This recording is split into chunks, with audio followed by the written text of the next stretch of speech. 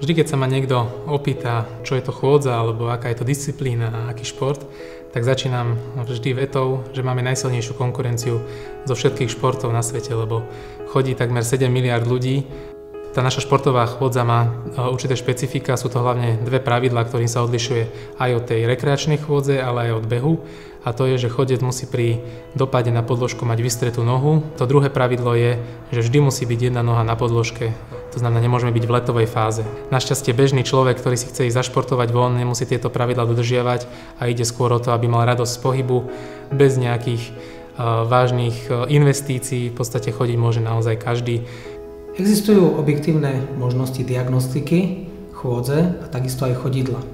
Skenery, tenzometrické platne alebo prístroje, ktoré snímajú komplexne pohyb nielen chodidla, ale aj celého tela, prinášajú nám objektívne možnosti správnej diagnostiky a následnej možnosti nápravy. Ak náprava nie je možná len cvičením alebo úpravou pohybových stereotypov, používame potom korekčné pomôcky, individuálne zhotovené vložky, korektory, poprípade aj individuálne šitá ortopedická obuv.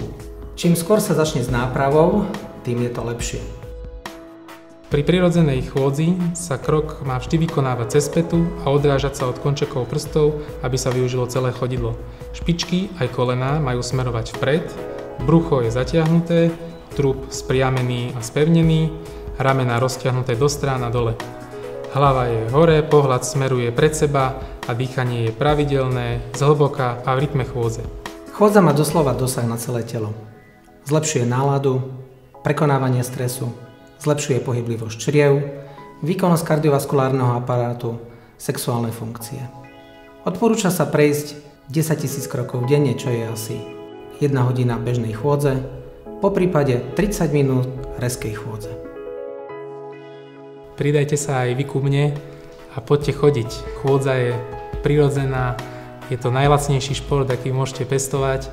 Môžete ho využívať každodenne, určite spoznáte veľa zaujímavých ľudí, krásne čaro prírody a môžete byť jednodenne vonku a určite vám to prinesie aj zdravotné benefity.